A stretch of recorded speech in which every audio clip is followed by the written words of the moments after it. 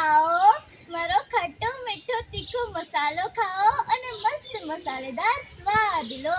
આવો આવો મારું ચીઝથી ભરેલું બર્ગર ખાવો. આવો આવો.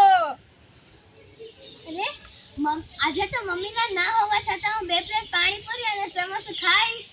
હા, રોજ રોજ ઘરના દાળ ભાત ખાઈને કંટાળી જ ગયા છે. કોકવાર કડવું કાઢેલાનું શાક કાં તો મેથી. રોજ રોજ શાક રોટલી જ ખાઈ પડે છે. ક્યાં આ ઘરનું ખાવાનું ને ક્યાં સ્વાદથી ભરપૂર જંક ફૂડ. આજે તો જંકફૂડની પાર્ટી.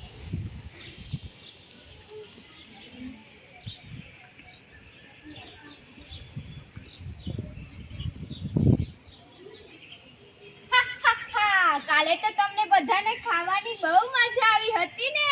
હવે જુઓ મારા તળેલા તેલનો કમાલ. હા હા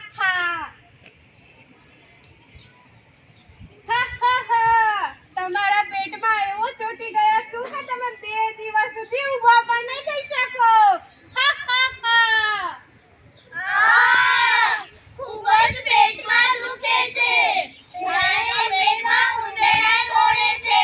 કોઈ ડોક્ટર કાકાને બોલાવો. અરે શું થયું? અમે બધાએ કાલે લારીનું ખાવાનું ખાધું હતું તેથી આજે અમને ખૂબ જ પેટમાં દુખે છે. તમે જલ્દી ડોક્ટર કાકાને બોલાવો. હમણાં જ બોલાવું છું. અરે શું થયું બધાને? કાલે આ બધાએ લારીમાંથી ઘણું બહારનું જંક ફૂડ ખાધું હતું જે ખૂબ જ અનહેલ્ધી છે. તમે આ બધાનો ઈલાજ કરો.